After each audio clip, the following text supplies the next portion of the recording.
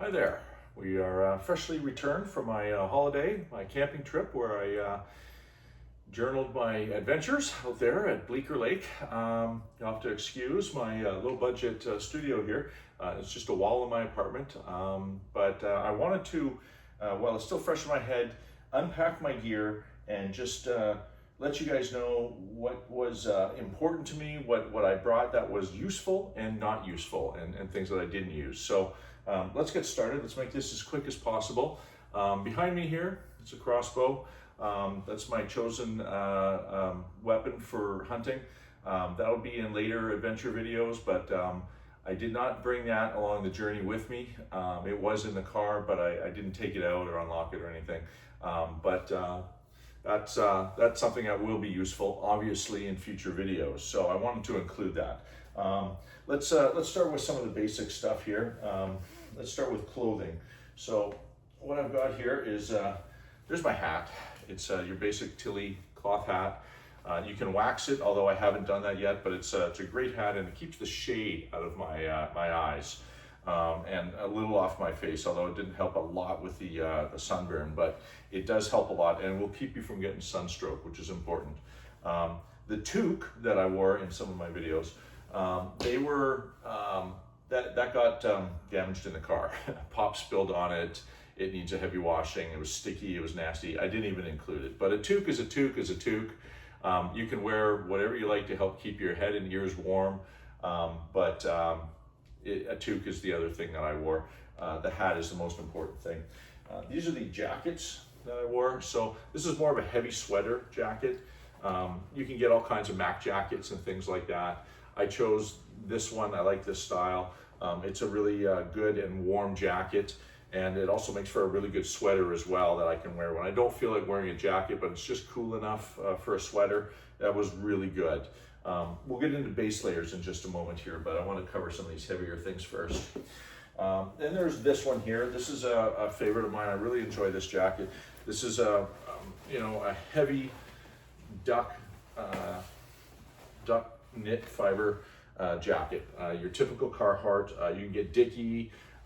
Levi's, I think, also makes a jacket that's heavy as well, but this one's a Carhartt, and I really like it. The duck weave fibers on this is really, really good, and it's not waterproof, but somewhat water resistant. It comes with a hood, obviously. I didn't get the classic style, but this one is extra, extra large, and I bought it that big so that it would fit over top of my sweater. This is a very reliable and very warm jacket, and I would highly recommend it. It's very durable. It can take a beating, scratches, buffs, you name it. It's a really durable and strong jacket, and it'll probably last a lifetime. So I brought that as well. Definitely recommend that. Let's go over my boots or my footwear. Also very, very important. They look a little oversized, I know. These are basic snow boots, but the key thing about these are they're very warm, and in those cold mornings that really made a huge difference. And when I was sleeping at night in the tent, my feet got rather cold, so when I'd get up to in the morning to pee or whatever I needed to do when I first wake up, putting on cold boots is nasty on the feet. So it has liners, and these liners, I would just take them out of the boots, store the boots under my tent on the ground, and I would bring these liners in the tent with me, and they would stay warm enough. So when I slipped these on and then put my boots on to go out, it was a quick and easy way to just get out there as fast as possible and start warming up again. For winter camping, definitely worth it. Early spring, still worth it. Summer, I don't know so much, but these were a great warming tool that I had. Was good, solid snow boots, and they're big, they're bulky. You can hike with them. Any leather boot with a liner will do just as well, honestly. But this is what I had. So those are the boots. I had a couple of these, and this is only one of them, but this is really important. When I step out of my tent in the morning, I don't want my feet getting covered in dirt and pine needles and everything else. It's just a sitting pad. Your basic foam sleeping pad, only much smaller, the size of a chair seat. Perfect for just laying down on your tent at the bottom there and standing on it and keeping clean socks in and out of your tent. Really, really helpful, and I recommend, picking a couple of these things up. They're really cheap. They're like, I think it was $10 for 2 of them, and Canadian, that is.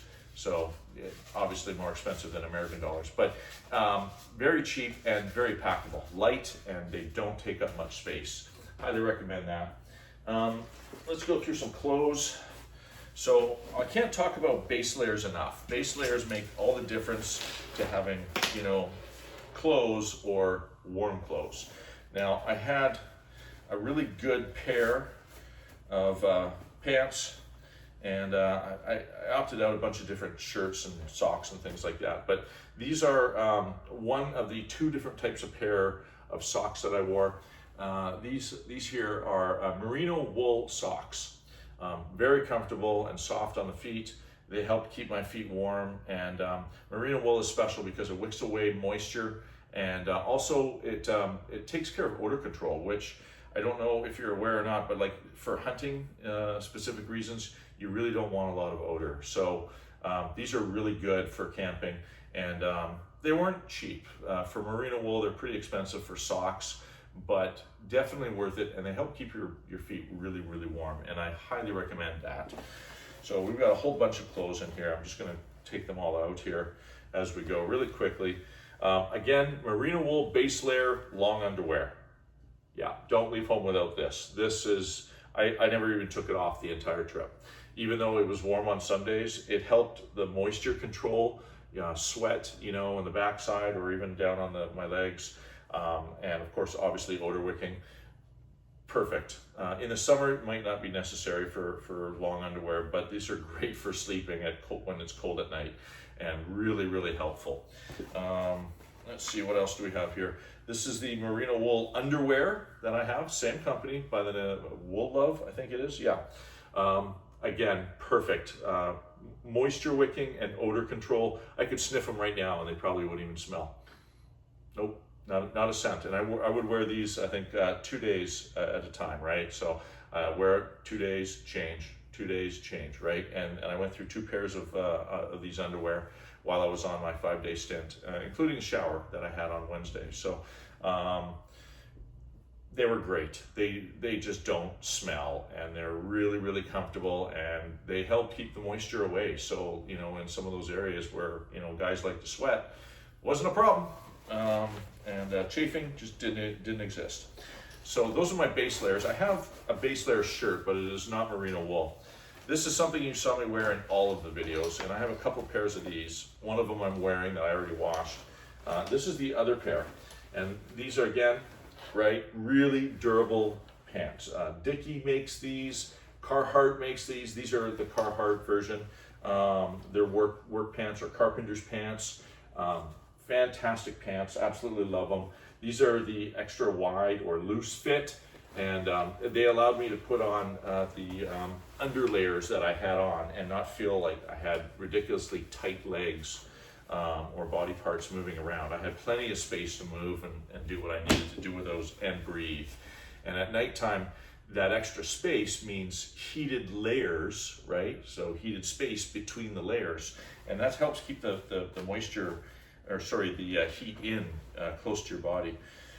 Oh, right, okay, so these are the other pair of socks that I wore at nighttime only when I slept. And these are a thicker pair of merino wool socks. They're not tall, like they don't go right up the leg, but they're just up to ankle, and they are extremely warm. And when at nighttime, when things were getting cold, I would slip on, and I chose to slip on a second pair of socks, and that took care of the part of the heat loss that I had sleeping in the tent. Great socks, again, merino wool, really like those socks. This is one of the base layers that I wore. This one's a little bit warmer than the other one. It's not merino wool, it's basic cotton. I do intend on getting a merino wool shirt, but I didn't have the time or the money, as merino wool is expensive. But this one was on sale, and it's actually really cozy and comfortable and soft. And this one's just cotton, but this really kept me warm as an underlayer, and really, really good. In conjunction with the sweater jacket that I had, this works fantastic. I love this shirt, it's great. And I had two different shirts. I'll probably come across that soon enough. You may have guessed by now in all the videos, I have sort of bright and fancy shirts. They're Hawaiian Havana style shirts. I'm wearing one right now. This is one of them that I wore here. Little dead fish bones all over it. This I think it's like a fishing shirt or a sports shirt, but it's cut in the same shape as a Hawaiian shirt or a Havana shirt.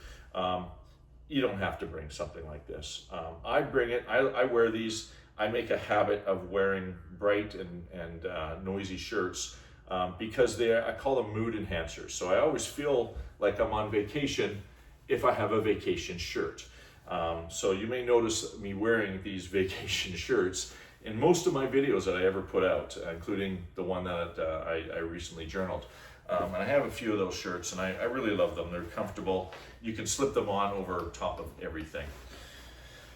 A towel, absolutely awesome. I was able to have a shower, and I had a towel to dry myself. Great tool. One of the things I didn't have that I think I should have brought was a hand towel, like a dish rag hand towel.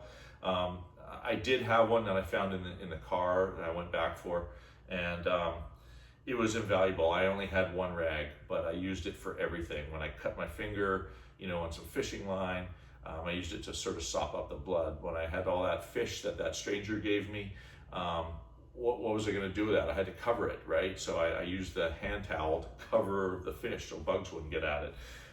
It was an invaluable tool. I used a hand rag for a lot of little things, even just wiping things down, my hands, all kinds of things. I would highly recommend a hand towel to go along with one of these regular size towels, or even one of those microfiber ultralight towels.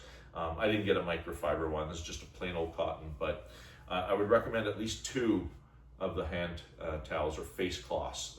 Very useful, I found, and I wish I had brought more of those, but 1 towel was enough.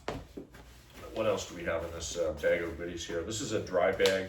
I keep all my clothes in there, just in case I get wet. I can change back into something that is dirty or whatever, but if you ever get wet and you need a dry bag, that's perfect. There's another shirt I also wore. This one is a underlayer shirt, long sleeve. Great shirt, really comfortable. Not quite as cozy as the dark green one that I showed you a moment ago, but also very effective and a good shirt to wear as an underlayer. More clothes. Another bright, noisy shirt. This one I bought specifically for the vacation. I usually buy one a year, so you can imagine I have a few of these over the years of my life, as I'm about 53 years old. So this one, another bright, noisy shirt. I always wear them on top of whatever base layer I have, or even if I strip the base layer down, they're really good shirts. And I think that's just about it. Another pair of those merino wool socks that I wore, and another pair of the merino wool underwear that I also wore. Fantastic. Can't say enough about merino wool underlayers. You guys should definitely invest in them. They are worth it. Comfort, odor, and moisture wicking. I can't say enough about them. Good dry bag is also good to keep all your clothes in, so highly recommend a dry bag. All right, let's get down to some other goodies. Let's talk about some personal items I kept on me. This is number 1. I was in bear country, and if you guys noticed in that video, I talked about a bear scat everywhere. So if there's a bear presence, you want bear spray. I'm not going to be shooting a bear with this. Yeah, it's an effective weapon, but that's not stopping a bear in its tracks. That's going to make him angry, and he's going to chase you. You don't want to shoot a bear. You leave them alone. Use the bear spray. This will deter them. They'll run away. It's got a little safety latch on it, and it even glows in the dark, which I didn't know until it got dark the first night. This is great. Saber Wild Max, whatever company, makes bear spray. It's not a huge can, but you don't need much. All you need is a spray from about, 6 feet away is enough to get the spray in their face. And you use this, and they will stay the heck away from you. Definitely, you keep that on your belt at all times when you're out there. And there were times when I was cooking fish where I thought I heard something creeping around me. Couldn't see anything, and I never did run into any bears. But if I did, I was safe because I had the bear spray. And I highly recommend this as number 1 protection against animals that will kill you or maul you or any of the above. Very, very handy. Another item that I carried on me, but I didn't really open, I keep it in this pack because it's small and I don't want to lose the pieces, but it slides open very easily. I took the staples off so I can easily access it should my number one no longer be useful. So say you do encounter a bear and you use it and it's done, well, now what? Now you don't have any protection and you still got more time, in the woods. This is protection secondary right here. This is a pen style bear bangers and flares. It comes with, I believe, 2 bear bangers and 3 flares. And the pen is a launcher. Very effective, makes a big bang, right? So the bear bangers, it's like a shotgun, only it doesn't shoot any projectiles. It just makes a big bang. It scares them. It's good if the bear is, say, 100 feet away from you, right? But at that point, if he's 100 feet away and you see him, you're already reaching for the bear spray. So this was secondary, but I had it with me and I had it in my inside pocket of my heavy jacket at all times, just in case. Because it doesn't take much to, open it up, screw on one of the flares or one of the bear bangers, and then deploy it. Your number one is going to be the bear spray, but this is a very good number 2, and highly recommend it to grab that. Other things that I carried with me are a flashlight. I'm not a big fan of batteries. I don't like batteries very much. This is one of those rechargeable flashlights. And let me get in a little bit closer so you can see it here. Rechargeable flashlight, very simple, easy. It's got a solar panel on one side and a crank on the other. And I would crank it up for some extra power as many times as needed, honestly. Very handy to have a flashlight on you. And you could just, because it's got the carabiner style tip here, right? I would clip that on my belt, right there. And this is perfect. I loved having a flashlight on me. But that wasn't the only flashlight that I kept. So let's go to the next flashlight, and that's this one here. It's a headlamp. This one is not rechargeable. I haven't got enough money to get one of those rechargeable ones. So it just takes batteries, but it lasted 5 days. And I had it on a lot, especially when I was cooking all that trout. This is a great flashlight. It has your bright mode and it has your secondary mode. Can't really see it much on camera very well, and it flashes like a strobe, so that's handy. Almost went through a whole set of batteries. I got the red flash or the red dot on there telling me the batteries were low, but it never did die, and it was very useful to have on me, especially when I needed my hands free to do other things like cooking or peeing or whatever it is you got to do in the dark. This flashlight was very handy to have, and I just slip it over top of my tube. It was great. Let's talk about water. There's a canteen. I picked it up thinking it would be a really great thing to have. What I found was it's not as great as I was hoping. First, I'll tell you about the good things about it. So it's your basic steel or aluminum canteen. Okay, it's a good canteen. Really like it. Okay, it does a really good job. It holds a fair amount of water, about a half a liter of water. And it has a couple of other little toys inside, which are useful for, packing in or camping around. So this is one of those ones that turns into a camping stove. I don't know if you've seen these before, but they're very useful, right? It's got a little dish or a bowl or a cup, right, with handles on it, right? Very handy. And you start a fire underneath this little part here, and you basically have a little fire and you can cook your food with this. It sounds like a really great idea. In practice though, I found it wasn't as good as I was hoping it was going to be. And the reason is, one, it's heavy and it's bulky. So carrying this on your belt, it's big, it's bulky, and as a result of that, it comes with a nice bag, and it even comes with a little fork and spoon spork set, which is kind of cool, which I don't have to show you that. But it comes with this really terribly designed belt loop. And you can see it's these things here, okay? And you see how easily I pop that off? Well, it falls off your belt that easily too. So the belt design, or the what holds it on your belt, is really not that good. And it's supposed to interlock, in there, which sounds like a good idea until you use it and then find out it's kind of sucks. So heavy, bulky, and doesn't stay on your belt. So for that reason, right there, I'm looking for a different source for water. And one preferably with a filter, a water filtration system. There's a few out there. There was a Canteen, very similar to this one, actually, that had a filtration system in there, but it's not available in Canada. And it was really cool. I liked the idea, the G1 style, but I was not able to secure one. So, not having the water filtration system in here is just a Canteen. And I don't think it's worth it to have a Canteen for just a water source when there are so many better products out there. So I think I might go for something like the Grail. I think you guys may have heard of that thing.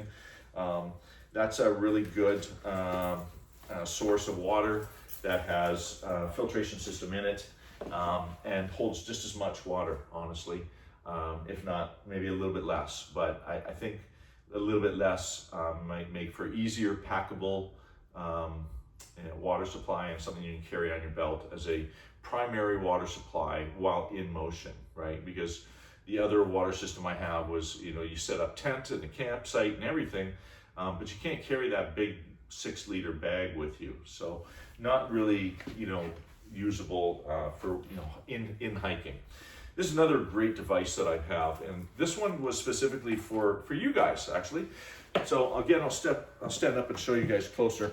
This is just a charging dock. That's all it is. You've seen these things available all over the place on Amazon. It's solar power. It also plugs into the wall to charge, but it comes with 4 charging ports here. They're just little wires that come out. They're fantastic.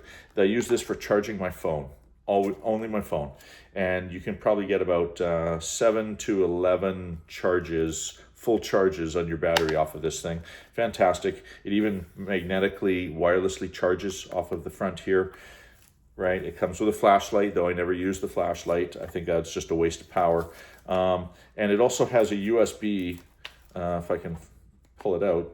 You can also charge with cables through the back here as well. So a great charging dock and a really awesome device. This one is great for keeping your phone charged, so I can document my journeys with you guys. Highly recommend one of these. They were pretty cheap. This one was $40 Canadian. For $40, the ability to charge your phone or any other electronic gear over a 5-day period. And I still have battery power in it. Take a look. Let's see, where's the button? There it is. All right, blue lights tell you how much power is in there. I still have 1 bar left out of 4 bars. So pretty darn good, pretty darn good. This is a great tool, and I highly recommend something like this to keep your phone charged if you intended to use it the same way I did. Really like that tool. All right, let's move on really quickly here. Shovel. There are better shovels out there. This one, I'm not even gonna take it apart, open it up, and show you what it looks like. It is, it's one of those gimmick shovels, I'll be honest with you. And I got it thinking it would be lighter because it's newer technology than the other shovel that I have. And you know the shovels I'm talking about, right? They fold up, and they, it's got like a little bar to hold your hand, and yay big. It's not very big, and then you can dig and do whatever you got to do with it. This one has a longer handle, but it's made of aluminum. I thought it would be lighter. It is not.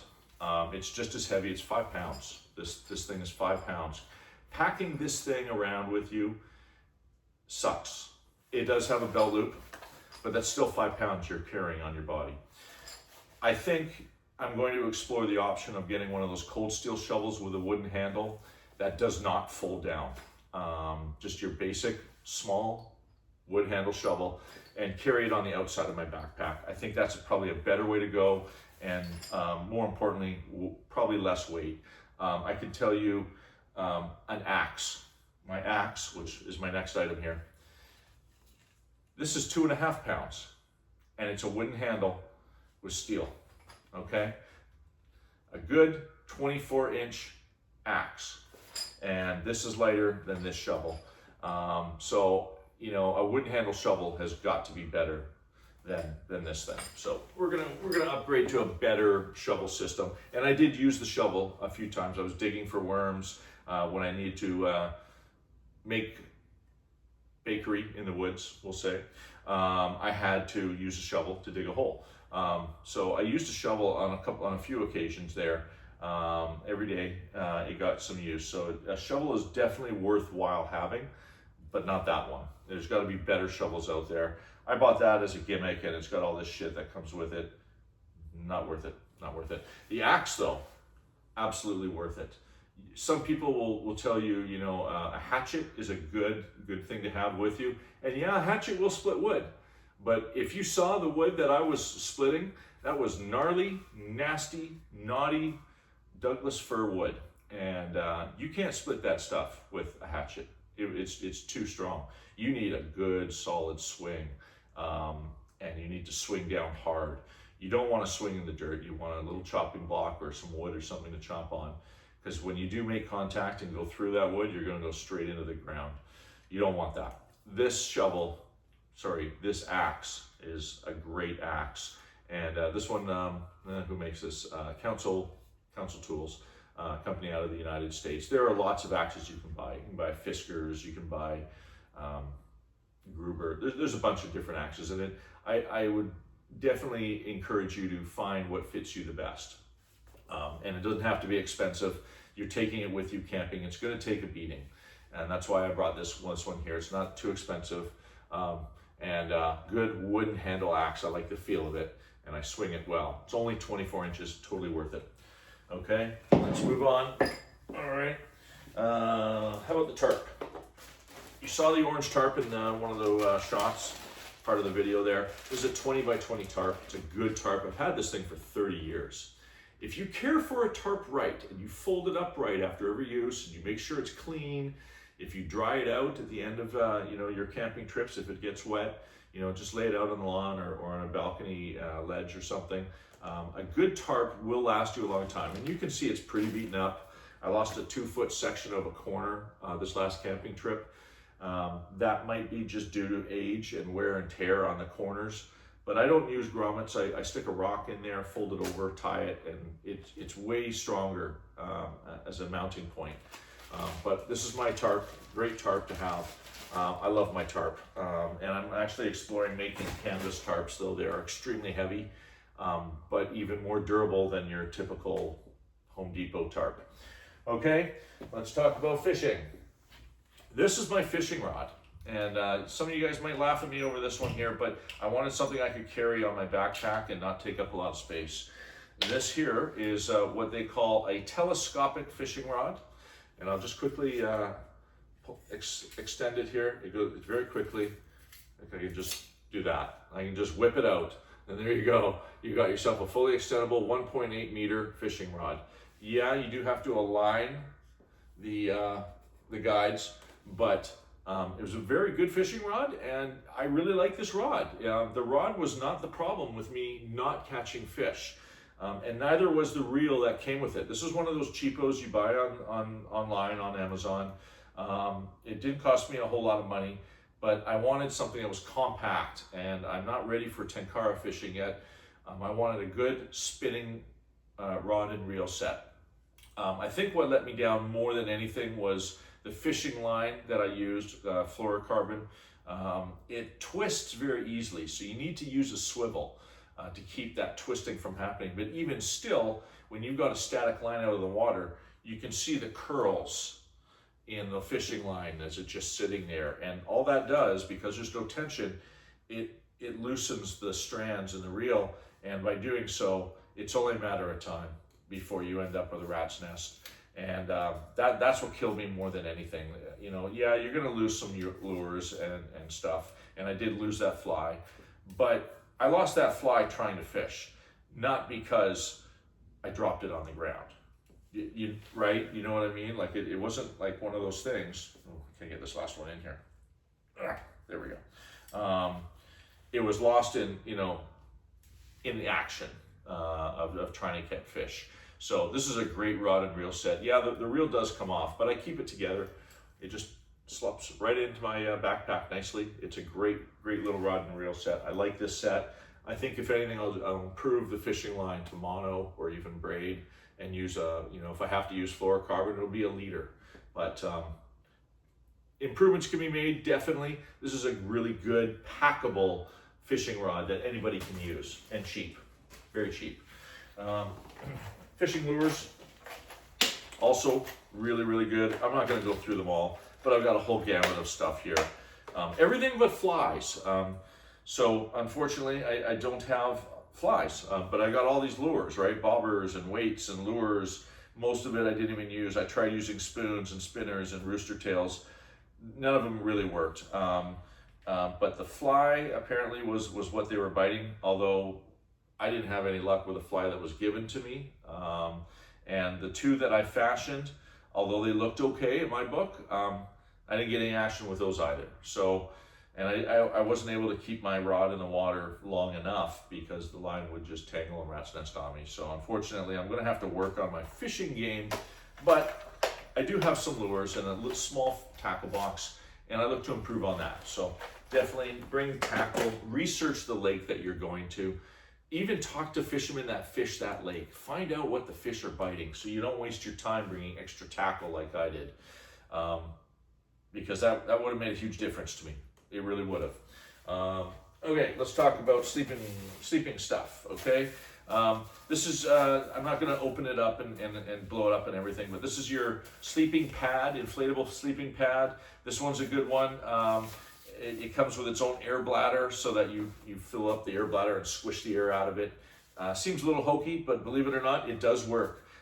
This one's pretty good, has a little repair kit in there, and it's also good for, I think, 0-degree weather. Does it even say on here? When I bought it, it advertised that as well. But I picked it up off of Amazon from a company called Gear Doctors, small company out of the United States, and they're trying really hard to make sales and prove that they're worth it. And I can tell you, it does help keep me warm at night, having an under padding that is an inflatable under pad. Really good product. Sleeping bag. This one's good for -20. Other than my feet getting kind of cold, and that's because they were exposed to areas that were not protected by the pad or anywhere or touching the side of the tent or the back of the tent. This is a great sleeping bag. Good for -20. You can get all kinds of ones out there. This one's a 4-season bag and very comfortable, very nice. It's a coffin style sleeping bag, and you can crunch it down quite a bit, right? With the what do they call it? The tension straps here, and you cinch it right down, so you can make it even smaller. So this is my sleeping bag. Great bag. I love that bag. Tent. Okay, so I'm not going to open it up again, but here we have a tent. Nightcap makes this brand. There's all kinds of brands out there, but I used the cot tent. So it lays on a cot, and so the cot is the size of the tent, right, the base, and then you build the tent on the cot, and it's all in one, enclosed on the cot itself. And this is the cot and other pipes and extendable poles and everything that's in this other bag. It's a 2-bag system, pretty bulky. If you're hiking and doing like exploring, like hiking in and all that stuff, not the best choice. But if you're setting up camp and staying there, or you got a base camp, this is a really good choice to get your body off the ground and still have a very comfortable sleep. Because of the tent was made of probably, I would say probably 70%, maybe 60% of the tent itself was mosquito netting. It breathes very well. And even with a fly on top, it breathes very well. I had no moisture on me when I woke up in the morning, ever. No moisture from condensation at all. Worth it, totally. Okay, I'll get into some more things about tents in a few moments, but for now, let's talk about my fishing vest. Your basic fishing vest, okay? This one, it was a cheap one I got off of Amazon. Again, I just needed something that was gonna have pockets and hold my fishing gear while I'm out fishing. Because last thing I want is to be reeling in a fish and need a pair of pliers or a knife or hold extra lures and things like that on it. So I got one of these vests, and they're great. I love this vest. It's a great vest to have, and it's got tons of pockets. Let's go through it real quickly. I have a pocket knife, and I use this pocket knife for a number of things, from cutting fishing line, but also I use this knife because it's a cheap foldable folding knife that fits in your pocket too as well. And I use this one mostly for striking my ferro rod. I like striking a ferro rod with something I can really grip, get a good solid strike. So this is a really good pocket knife. It's not very big, right? I'll get in real close so you can see it.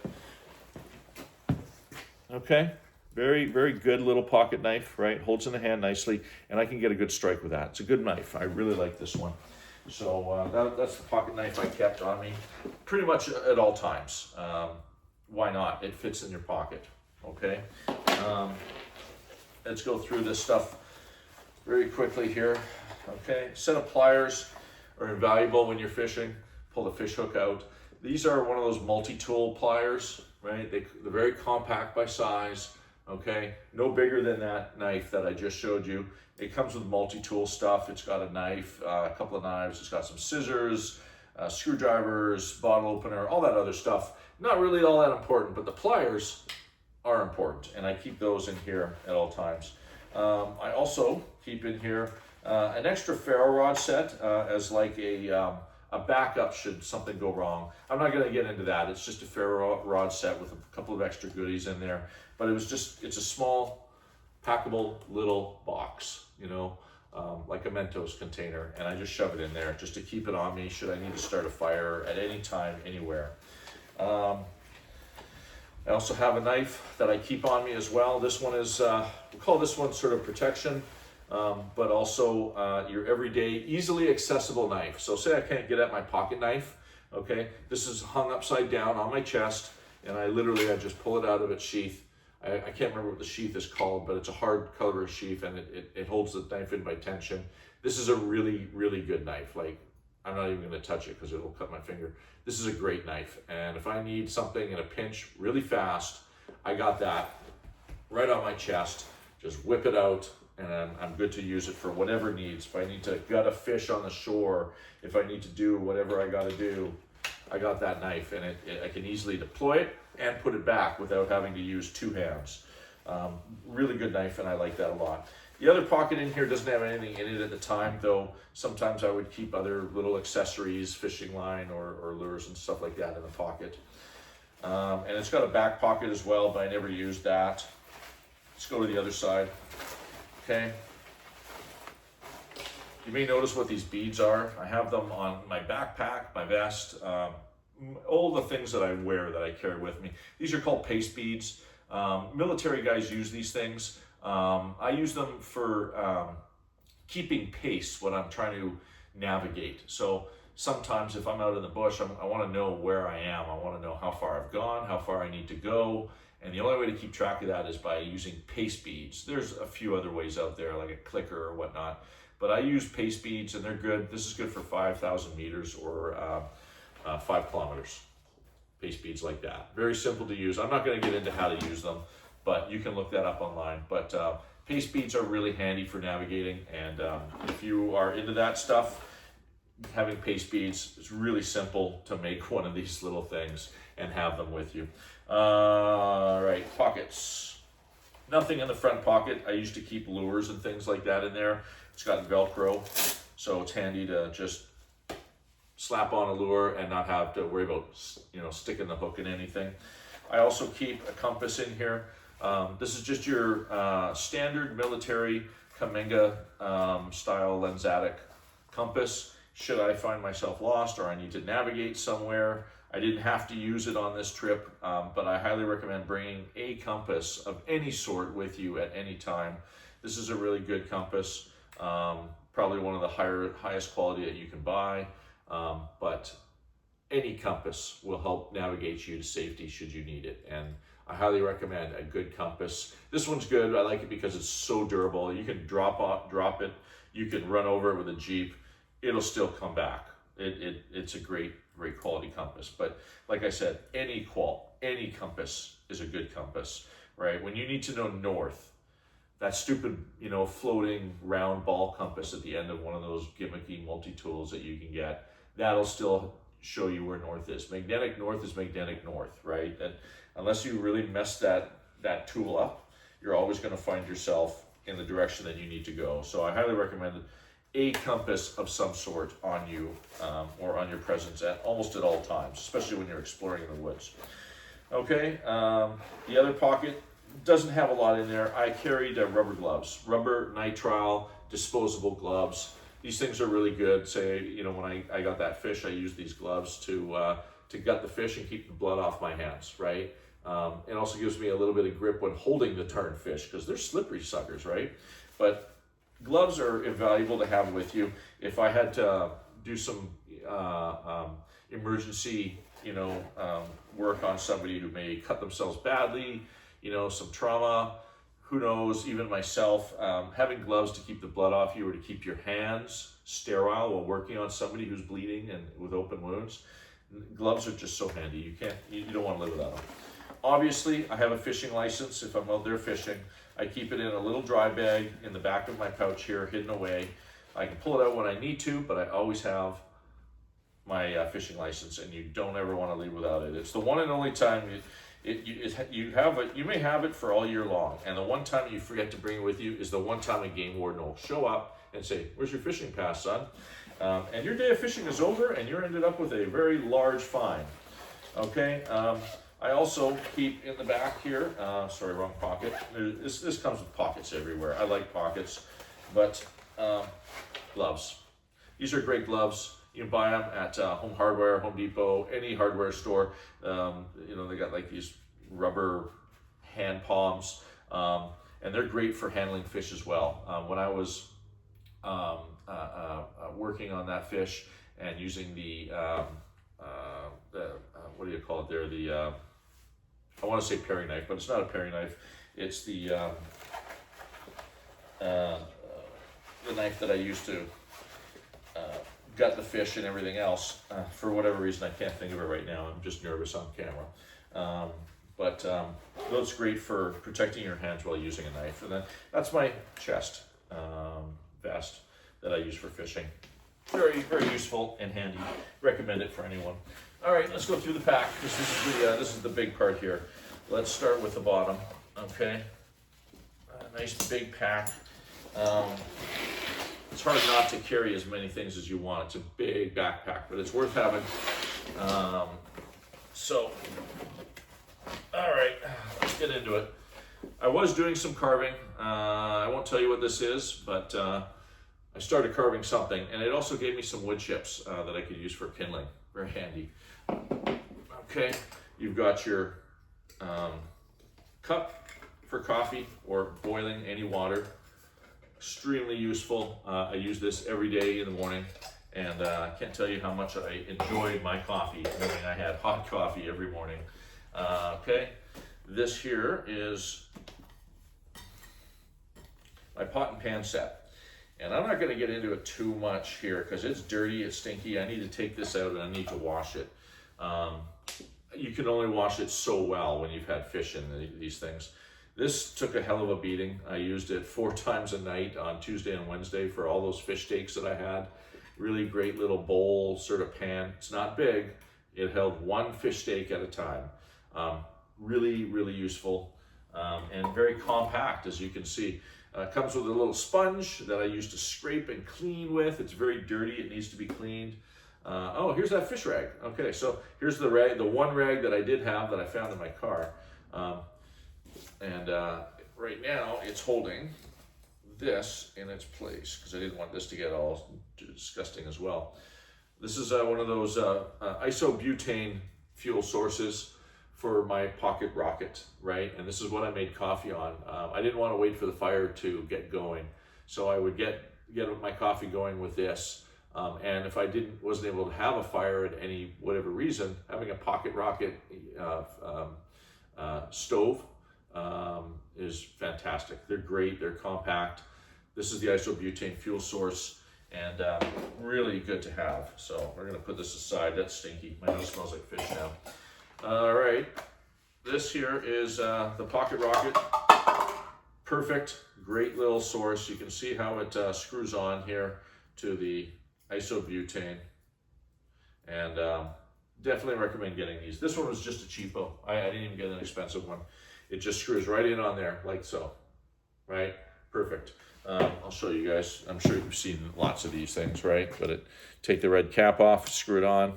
Then you got yourself a great little place to heat up water, make some coffee, the basic needs. And of course, I've got such a small cooking set that it's not going to tip over as easily as if you put a big frying pan on there, right? Frying pans they're great, but you know, can you fit a frying pan on this little teeny tiny thing? I think not. So this is a great little item to have for making coffee, boiling water. I boiled water a few times just to sort of help clean my dishes out because it needed it. But I just store it in my little coffee cup here, and it's perfect. Love that thing. All right, let's move on. Okay, this is a carving knife set that I have. This is I picked this up. It seems like most people I run across, they look at that and they're like, what are you gonna carve with that, right? Well, you'd be surprised. You know, when you have some time at night sitting around that fire. This is just a stand. Don't mind my fiddling. Goes with the isobutane. Don't even need to show you that. You don't need it. Carving is a hobby that I'm looking into starting to get into while I'm sitting around the campsite. And I have a plethora of different carving knives. Okay. I used a couple of them. I didn't use them all, but over time I will use them all. And they're all different sizes and shapes, including the curved one that you can, make a bowl or a spoon or something out of. These are all plastic covers, obviously. They're very sharp. These are really good to have. And honestly, despite the fact that you don't need to have them in a survival type situation, carving and having the right tools to carve actually was really helpful. And I will probably carry these more often. In fact, almost every time I go out there, I'll probably carry these. I need a better way of storing them. Right now, I've got them wrapped in a towel, which I used on my leg when I was carving because I didn't want to cut my leg either. So, very useful. I probably could have used this as a hand towel, but then I would have had all these loose knives in my kit, and I found one in my car. So in the end, I had what I needed, but it wasn't a perfect, scenario. So we're just going to quickly wrap this up and then get on to the next item here because I really don't want to take up a lot of time. This video is getting long enough, but we're almost done here. All right, gloves. Good pair of leather gloves. These ones are cowhide, really nice gloves, and if I can get the Ziploc to open here, I like keeping them dry. These are really good for carving. I use these for carving, and I use them for around the fire, but mostly for carving. I had other gloves, and I probably didn't need them. One good pair of leather gloves is all you need on site. Helps keep the slivers out of your hand. It helps keep you from getting cut when you're doing, sharp work with knives and axes and things like that. Really good. I did have another set of gloves, which I picked up from Home Depot. These are, I think they call them like ironworkers gloves or something like that, but they have a longer cuff on them, and they're good for the fire when you're reaching in. They're okay. They're okay. I didn't need to bring them, honestly. But gloves are gloves, and I do believe in protection. This is a really good item. I'm not going to take it out. It's a really good item, and I probably would have used it if it was raining or if I was hiking more. These are gaiters. You might have heard of them. They're those coverings that goes over the top of your shoe that goes halfway up your shin, and it protects against the wet, the snow, the cold. I highly believe that these are a really good item. I just didn't use them this trip because there was no deep snow. I almost put them on that one morning, but I didn't. So that's an iffy one. I'd probably carry them again in the winter time, not in the summertime. So a wintertime item for sure. Definitely a useful item, but I didn't use it. I use this as a handsaw, mini handsaw. Great, awesome little device.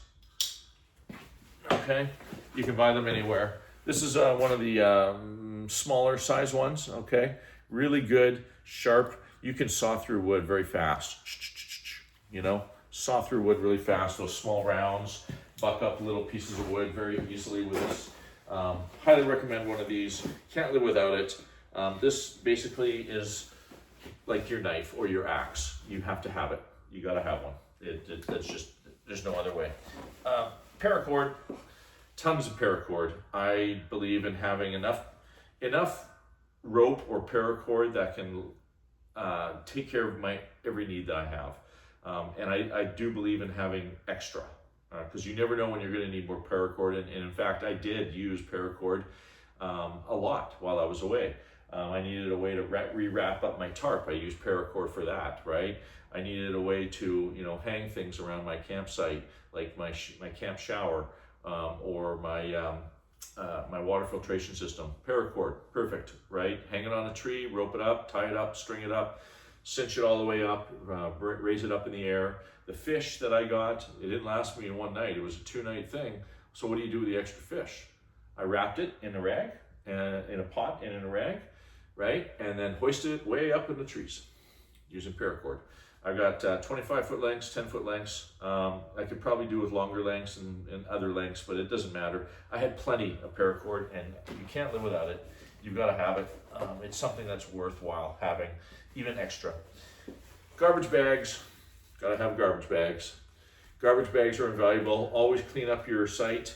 Keep all the disposables, all the crap that you throw away. Keep that in a garbage bag. Never leave garbage behind. And in fact, I cleaned up my site at the end of my trip, the end there, after I went fishing. I came back and I'm looking around, and I got out my garbage bag and I started picking up garbage around the campsite that people left before I was there. There was just all kinds of little wrappers and stuff left lying around. Always take back more than what you produce in garbage. And if everybody did that, we would have clean forests. No doubt. Here's an item I did not use. These are your basic straps, right? Seatbelt material, right? Or strapping material. They sound like a really good idea to have, extra straps. Well, I didn't use them, and I can't think of a use for them other than maybe strapping,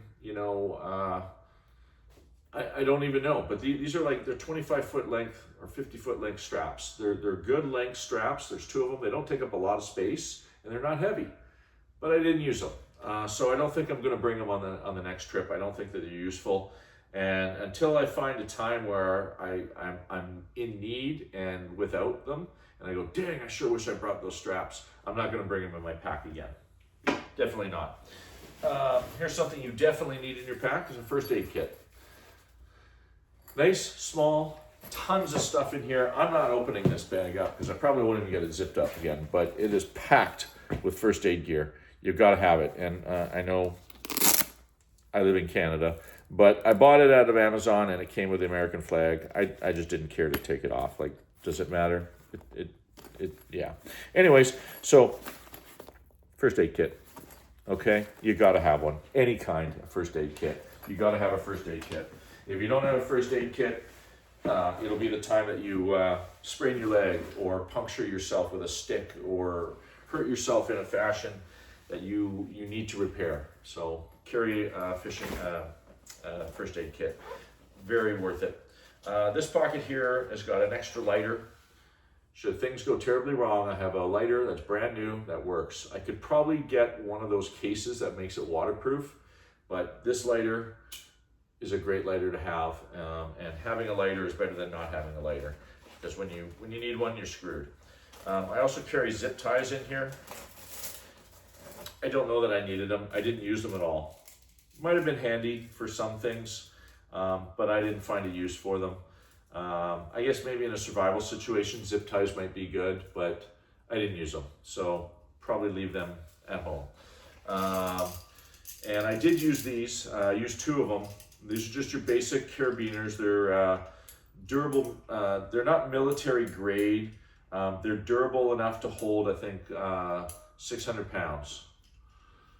Right? Heavy duty carabiners. Okay? You need carabiners. At least a couple. I use 2 of them to hang things up with.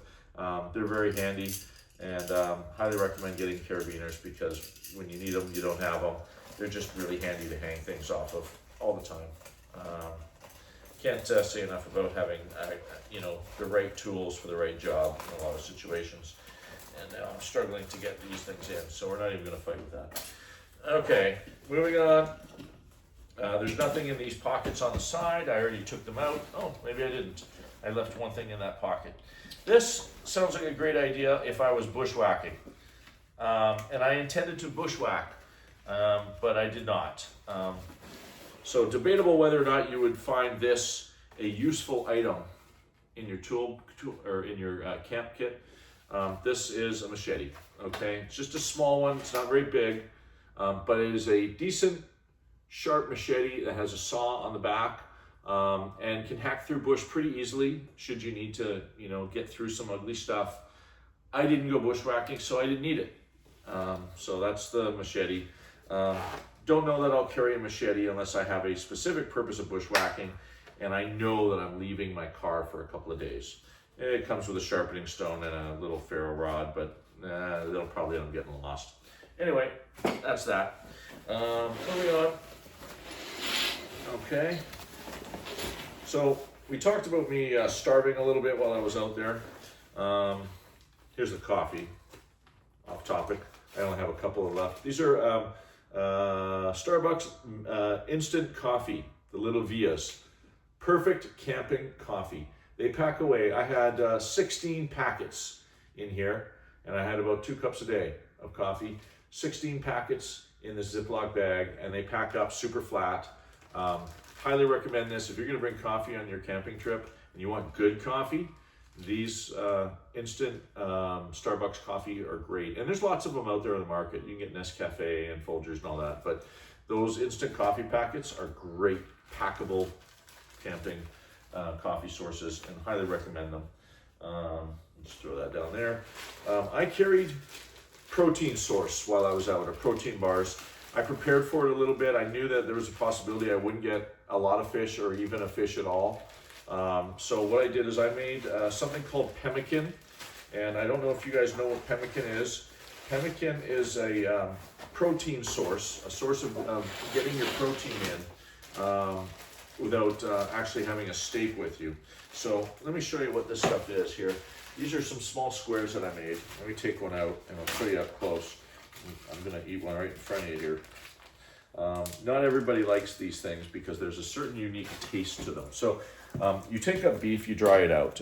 It's an ancient recipe that the Native Indians used back when the settlers came here, and Hudson's Bay Company and all that. There's even a war upon pemmican, believe it or not. Look it up. Pemmican, P-E-M-M-I-C-A-N. And what it is it's dried protein of some kind, whether it's buffalo, beef. In this case, I used beef pemmican. And this beef pemmican is dried out, so dry that it just crumbles. There's no moisture in it. I used a dehydrator. That's it there. Just a little square, okay? That's it. It looks like a brownie. Anyway, you dry that stuff out. You can mix it with berries that are also dried up. Everything you put in is dried. But you take rendered tallow, venison tallow, beef tallow, bison tallow, whatever. I used beef and rendered beef tallow. And you pour the rendered beef tallow in there, heat it up and pour it in, mix it up, throw it in the fridge, and it hardens in these little squares. And you have protein. Because it's dehydrated and ground up to powder, there's the equivalent of, 3 steaks in one of these little bars. About 300 to 500 calories. If you need to keep going, look how many are in here.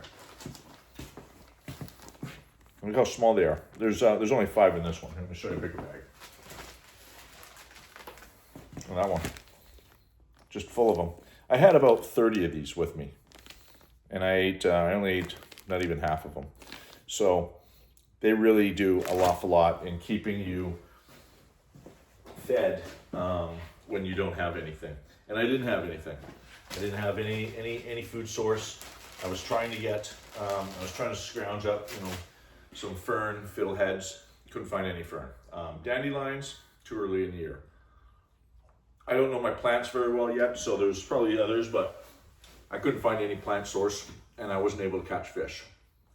So if I didn't catch any fish at all, or if I didn't get that fish from that stranger, I was Chuck, I think his name was, I'd be eating pemmican every night. And I ate pemmican on Thursday, and I ate it on Monday. Tuesday, Wednesday, I had the fish. And on Friday, when I left, I had a couple of these squares. Pemmican's worth it. Easy to make. You can do it in the stove. You don't need a dehydrator. And that's it for that pocket. Absolutely worth it. It is the ultimate survival food. And it packs away very easily, and very little goes a long way. Another item that was useful was that scarf that I told you guys about when I made the lure from. I used the scarf for filtering water. So I got my water from the lake, directly from the lake. And you guys know there's all kinds of particles in the lake. There's bugs that are floating around in there. There's seaweeds, grasses, debris. So for starters, smells like campfire, I filtered the water with this scarf. And I also used the tassels to make a fishing fly. So, I mean, very useful. Definitely worth getting one of these scarves. I found this thing extremely useful, and it also protected my water bag when it was hanging against a tree, so I wouldn't scratch and puncture my water bag. So multiple uses, and if it was cold out, you can use it as a scarf, because it's a scarf, right? Great, love it. Very cheap, you can buy those online. All right, this pocket. We got stuff. Okay, fire starter kits. Again, I have another lighter in this fire starter kit. I put this kit together in case I had trouble starting fires. As a guaranteed method, no matter what, I'm gonna be able to start a fire. They're just cotton pads, okay? And half of them are just untreated cotton pads, straight out of the bag that you bought it from. And then the other half were, I coated them in wax. So I melted some wax down in a pan, and I just took, a cotton pad and dipped it in there, and then let it dry on a cookie sheet. And so I have untreated cotton, sorry, the pemmican in my throat. Untreated cotton pads and wax covered cotton pads. The wax is like a candle. When you light one of these wax coated cotton pads, that'll give you 5 minutes of burning time. And let me tell you something, if you can't get a fire going with 5 minutes of starter fuel lit in front of you, there's something more wrong than just your fire starting habit. This is guaranteed. This guarantees me a fire, even in the wind. I can start a fire with this stuff, and in the rain because of the wax, right? Awesome. Love my fire starting tools. I also brought these fire sticks. I found them on the way out of town at Sport Check, not Sport Check, Bass Pro. They're fire sticks. Basically, it's a bunch of wood pulp mixed with wax and cut into strips. I brought them. I never used one. If I didn't have this fire starter kit, I might try these, but I never tried them, and I don't know that I'll bring them in any other trip, other than, well, maybe if I run out of cotton pads and I need some, so I don't know. But that's what those are. My ferro rod, no, leave home without a ferro rod, ever, ever, ever. I have a bunch of ferro rods, and I carry a few with me, just like I did 2 lighters there. This is a big one. Good size, 5-inch ferro rod, okay? And I highly recommend having one. I like to protect it because it will oxidize on here, right? It'll oxidize, and so I protect it with like these little strips that it came with, and I stick it in the bag, and maybe that's a little anal, but the paracord, I don't give a shit about. That's nothing. This igniter, it looks good, and it's really solid carbon steel, but it doesn't throw sparks like when I use the knife. When I use that knife, it does the work. So I'm not even going to try it because I did before, and I don't know if you can tell here. Do you see that little chatter, these bumps on here? You see that? Okay. That's from using this. And so it creates little bumps because I can't get enough pressure holding this little piece of steel on it. And that creates inconsistencies in my draw of cutting or of creating a spark on here. You know, it's a really good, you know, tool. Oh my, I buried it.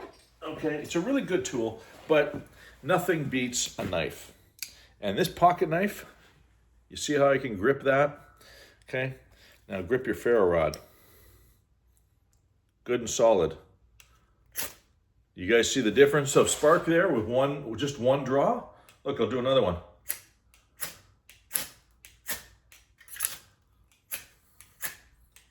And I don't get cheap on it. Like, I don't use the back of the blade. I'm using the sharp end of the knife. Most guys will tell you, no, don't do that. You'll wreck your stuff. Nope. I bought this. This was a $5 pocket knife, and it gives me sparks. I mean, just look at this. I'm lighting up my floor here. I gotta put that fire out now. Okay, so ferro rod. Nice talk about ferro rods. I'm not gonna say much more, but if you need a fire source, this is my number one. I count on this, and I don't look at anything else as far as there's a spark left on it. I don't look at anything else but a good solid ferro rod, and I have a bunch of them. I bought a bunch, testing them out, thinking, oh well, maybe, you know, a better quality one will get me better sparks. Yeah, there's some truth to that. You know, this one will give you 3,000 degrees. This is a cheap one from China. Okay, you can buy expensive ones. They're $40 or something, but it'll throw sparks just the same, and they may be 5,000 degrees, but when you saw me start fire, like, there were times when I took a couple strikes, sure, and there was times when I was one strike and the fire was going. It's dependent on where those sparks land. So if you're good at directing where those sparks go, it doesn't matter whether you got a cheap one or whether you got an expensive one. And this is a cheap one for less than 20 bucks, made in China. Okay, worth it. What else do I have? I have my knife and fork and spoon set. These are a dime a dozen. There are a bunch of them out there on the market. I'm not even gonna open it up. Comes with a knife. It's got a fork and a spoon. That's how I ate. Great to have one of those things around. I could have made chopsticks or I could have used my fingers, but I like using a fork. I feel, even though I'm camping, I do feel a little bit more civilized. I am not a caveman. Though I did not use it, it was nice to have the Leatherman. Everybody talks about a Leatherman or a multi-tool, okay? I'm not gonna get up close and show you. You guys know what a multi-tool looks like. These are invaluable when you need them the most. And even I carried that little knife in my pocket, but I could have done just the same thing with this. And I can use this for sparking a ferro rod too. I think it comes down to either or. Do you want a multi-tool or do you want a good solid knife? I carried both because I believe in having a backup for a backup for a backup. But when you do that, your pack gets heavy pretty fast. So I don't know that I'll carry a Leatherman again unless I don't carry a pocket knife. It's either the pocket knife or a Leatherman, right? Don't need it. You know, another thing to think about is I had that set of pliers in my fish vest, okay? Well, this comes with pliers too, okay? And they're spring loaded and better quality. Maybe I take out the pliers that are in there. So I had two multi-tools. Do you really need two? Probably not. I would probably take these ones out or take the other ones out and put these in the fish vest. Plus it comes with a nice little pocket pouch, which is nice, but I don't know that I'll carry two multi-tools again, simply because they both have the same function, only this is a higher quality one, okay? What else we got in here? Oh yeah, my backup set of dry matches. I have matches too, I carry in this little dry container here. Never used them, but look how much space this thing takes up, okay? Doesn't take up much space. I would bring this even though I don't use them. I put a bunch of matches in there. And those are those weatherproof matches that you can buy. So, okay? And you can strap it onto something too. Didn't cost me anything. It doesn't cost me space or weight. I would highly recommend keeping it in here, okay? Let's throw some of this stuff back in here. I'm running out of space. Okay, good enough. Running out of time here. We need to get this wrapped up. Again, I have another set of Ranger beads on the back, or paste beads. I'm not going to show you those, but let's go through the camping kit really quick here. There's not much in here that you really need to see, but these were things that I had in my car as well. So again, here is my wet bag, okay? It's not a dry bag, this is my wet bag. If things get wet, I can hang this on the back and it'll drip dry, okay? So, membrane solutions, water filtration system. I don't need to show you guys very much about this, but it's very much like a life straw, okay? That's it there. Okay, the bag has a hose. The hose hooks up to the bottom piece here. You can actually screw on a water bottle as well, because it's got threads that fit your standard plastic, disposable water bottles. You can stick that on there. I need to wash this out, it's dirty. And then you suck through the straw. Or you just use gravity and let water do its thing and drip into your canteen or whatever water reticle that you have. Receptacle, I should say. Great, like the water membrane solutions water filter. It's great for, you can carry it with you like a life straw, but if you have the bag, it's even better as a home base camp setup. And I'm not going to open up the whole bag. You don't need to see a bag that just holds water, but you get the idea.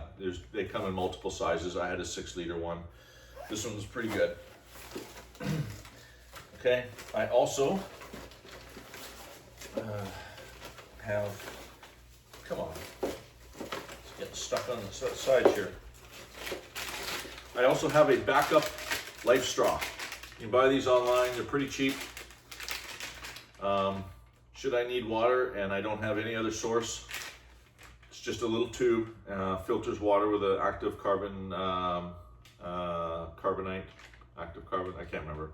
But it filters bacteria, parasites, microplastics, so on, so on. It's really good, does about 4,000 liters with water. I carried this as a backup, but if you're dealing with water and you need fresh water, you gotta have a backup of some kind. And I didn't have that other filter for my canteen, so you definitely wanna have a backup water. The Life Straw is cheap and easy, and it doesn't take up much space. Okay, moving on. This is my camp shower. Say what you will, but I had a hot shower, and this thing was because of it, okay? I believe in hygienic camping. If you're out there in the wild, you gotta be hygiene. You can't be stinking, you can't be, smelling of all kinds of nasty things. Even if you're not showering every day, you should shower at least once every couple of days. And this is a simple shower system. I won't talk very much about it, but really all you do is you fill it up with some water, and then you leave it out on a rock in the sun. That's it. And the sun heats up the water. I had a little bit warmer than lukewarm water. And for what it was worth, which was, I think it was $15 for one of these things on Amazon. I bought the cheapest one I could, and I thought, well, it's a gimmick, but I'm willing to give it a try. I tested it before I left and it worked. And I tested it out there on the lake and where it got even hotter. And you know what? It worked. I had a hot shower. It was more than just lukewarm. It was warm. Not hot like scalding hot, not hot like you'd have in your home shower, but it was hot enough where I was comfortable showering with that. And if I had enough water, I'd stay under there for half an hour. Bar soap, okay? I have just a soap container, but a bar soap, it was a really good way of packing soap with me that was one, organic with natural products, and two, I like this soap because when I rinsed it, it rinsed clean, no film, very clean, very quickly, and no problems whatsoever. So I chose that soap. Choose any soap that you want. I wanted something that would pack up easily, and a bar of soap is probably one of the smallest packable items that you can get. You know, you buy these soaps that have these bottles and all this stuff. Well, how much does that take up in your backpack? How much do those weigh? A bar of soap, and it doesn't weigh that much. So that bar of soap was really good. I can't remember the make, but it was a 100% organic soap, and I highly recommend it. Getting a bar of soap as opposed to something else. Strap that I never used. We'll just throw that aside. Okay, moving on. We gotta get this done here. Okay, I have another one of these pads. Very handy. You can see how easily packable it is. Really good to have around. This is something I carried with me to my tent as a backup little, you know, pouch that if I had to run, I'm taking this. I can't stop to grab my whole bag, but if I gotta run from something, it's like a secondary source of backpack stuff, okay? Inside I have another ferro rod, about the same size as that other one I showed you. I have more cotton pads, just untreated cotton pads, nothing fancy, okay? I might have to take some stuff out of this video, it's getting long. I have more fluorocarbon fishing line, which that was a waste of money. Won't take that with me again. I'm not even going to use fluorocarbon again. I had such a poor experience with it. Another ferro rod, and this was a really handy feature about this ferro rod. I got to come up close and show you this. I'm going to take just 2 seconds to talk about this. This is another gimmicky ferro rod, okay? I got it because of 2 things. One, this one comes with a nice dry wood handle. I could shave wood shavings off with this, and it's a great one. I tried it. It works great. It throws sparks pretty decently. Not bad for a ferro rod. That's kind of a gimmick, you know? Again, the striker is crap. Don't worry about the striker. Just use a knife. It's better. You're going to be happier in the end. Okay? This one comes with a carry case. A nice little carry case with a strap, and I can hang it around my neck. And in fact, I did. I hung it around my neck, and while I sat around on the campfire, it was really handy that when the fire died down a little bit, instead of stoking it or having to put another log on, you don't want to waste all that fuel source, right? So this here, this is a blow rod. Okay? You've got 1.5 feet of extendable blow rod that you don't even have to bend over for. You're just blowing it, and it directs the air directly where you want it to go, and it reduces ashes blowing in your face. It reduces everything but the things that you want. When I needed those coals to get nice and hot, a couple of blows off of this sucker, and man, that fire was going red hot again. And I got to tell you, as gimmicky as this silly thing is, this was one of the most worth it ferro rod gimmicky things that I had bought, okay? Didn't cost that much. I think it was $20 on Amazon, but man, look at this thing. Super gimmicky, right? Case, ferro rod, and a blow rod, and I mean, the striker you could throw away, but if you just have this, what I'm holding in my hand here, you know, hang that around your neck, you're good for any situation. You strike that with a knife, you got fire. You can keep the fire going. When I woke up in the morning, sometimes I didn't even have to start a fire. All I had to do was blow on those hot coals from the log that was left over the night before. And that was enough. So really good item. Really like that ferro rod. Okay, when you have to do things in the woods that you do privately, I choose Cottonelle. These little wipes, they are flushable, disposable wipes that break down. Not quite as fast as toilet paper, but they do break down. And they pack away way better than toilet paper. And they're wet wipes. So, like, I know nobody wants to talk about it, but there's nothing more comfortable than using a wet wipe where the sun don't shine. And let's face it, Cottonelle, they make great wet wipes. And they satisfied me when I needed a satisfying movement, okay? So, there, I said it. Another backup medical kit, okay? This one has also got some other products in here. The medical kit that I have doesn't have, okay? We're just gonna talk real quickly about this. I have your basic pills, right? Advil or Tylenol, Robaxacet for back muscle pain. It had Allegra, what do you call it there, pills that you take for allergies, when you've got allergies and stuff like that. Okay, really good to have that. I had a couple of other different pills in here, but a variety of different pills for different situations. I'm allergic to shellfish, so Benadryl is a good thing to have because I don't have an EpiPen. I don't think I need an EpiPen, but Benadryl works. And guess what? I have a couple of Benadryl pills in here. I also have toothpaste, Polysporin, Afterbite, tooth floss. Yeah, tooth floss. Believe it or not, I use the tooth floss. Some Band-Aids and a few other things, okay? So, and a toothbrush.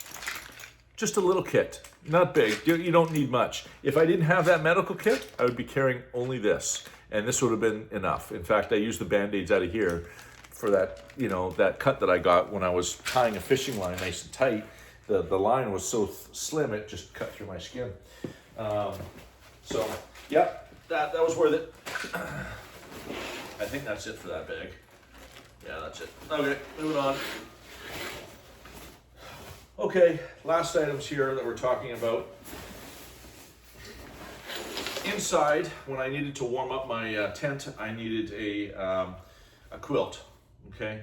I picked up this quilt. It came with a set with a poncho. This is a nice little quilt that doubles as you could use it as a sleeping bag.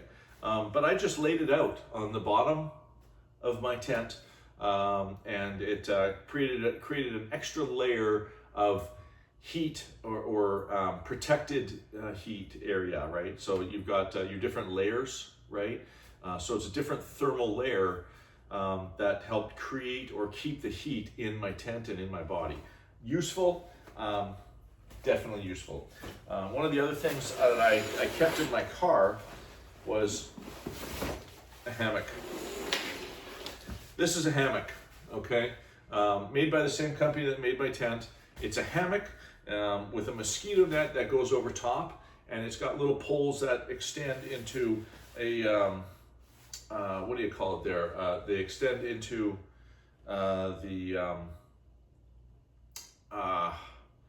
sorry, I can't think of the word right now. They extend into the mosquito net and creates like a dome, okay? This here is the underquilt, okay? So I had two underquilts with me. So this underquilt is a little bit less thick, but it's just a regular quilt. It's not designed as a hammock underquilt. This one is a underquilt, but you can use it as a regular quilt. And this is very handy.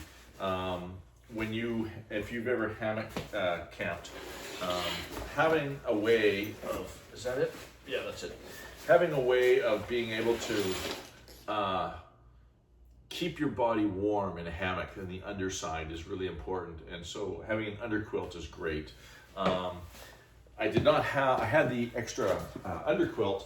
I did not have the extra hammock with me. So this is the hammock, okay? Almost the same size bag. And it's a great hammock. It's fantastic. I've tried it out a number of times. I really like this hammock.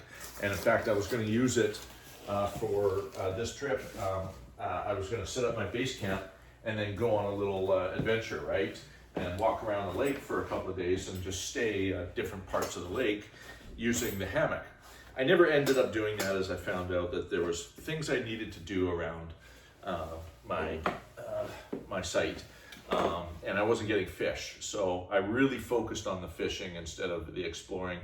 And in the end, I should have just gone on my hike anyways, because I never did get any fish. But mistakes were mistakes. And all of this stuff was almost all worth it. There's only a few things in here that weren't really worth it. Like the Leatherman or the machete, the extra pair of gloves, or the gaiters, but the straps weren't worth it. But most of this junk here in front of you was all worth it. And I would take this back out with me again on any camping trip or adventure hike for sure. To wrap this video up here, I know I've taken a lot of your time here, so I do appreciate you guys watching and listening to what I have to say. But as far as one other useful item goes, I'm sitting on it. A friend of mine suggested to me, at the end of a day of hiking or anything, you need a stool to sit on or a chair. And I found this at Bass Pro for $10, okay? $10 Canadian. This thing folds up. You can stick it in the side of your backpack. You can strap it on anywhere you like, okay? That's it. Look how compact that is. I sat in this every single day and every single night around my campsite. And I would have taken it with me if I went on my hike too. So worth it having something to sit on. I was going to either sit on a rock, a stump of wood. I was going to fashion, because you can make a tripod very easily with some sticks. But what are you going to sit on, right? This is just a really easy solution and a cheap solution to an easy problem of just, now you got something to sit on. So that's it. Totally worth it, you guys. I appreciate your time. I appreciate everything that you guys comment about, even the negative comments. I'm willing to talk to you about those, or exchange in discussion, unless it's real hateful. But thanks for coming along with me on my journey, and thanks for seeing what junk that I kept in my kit that I brought with me. And hopefully the next adventure is going to be another great adventure. And coming soon, we're going to go hunting. And we'll see how we do with our hunting. Probably like fishing, I probably won't get anything, but you don't know until you start trying, and you will never learn unless you fail. So failing is an important part of learning, and I highly believe that. Be honest with yourself and be positive with what you're doing, and understand that failing does not mean that you suck. It just means that you're learning, because you can't learn without failure. And well, I did have some failures, but I had a lot of success too. So let's wrap this video up by saying thank you, and I appreciate your viewership. Until the next adventure, guys.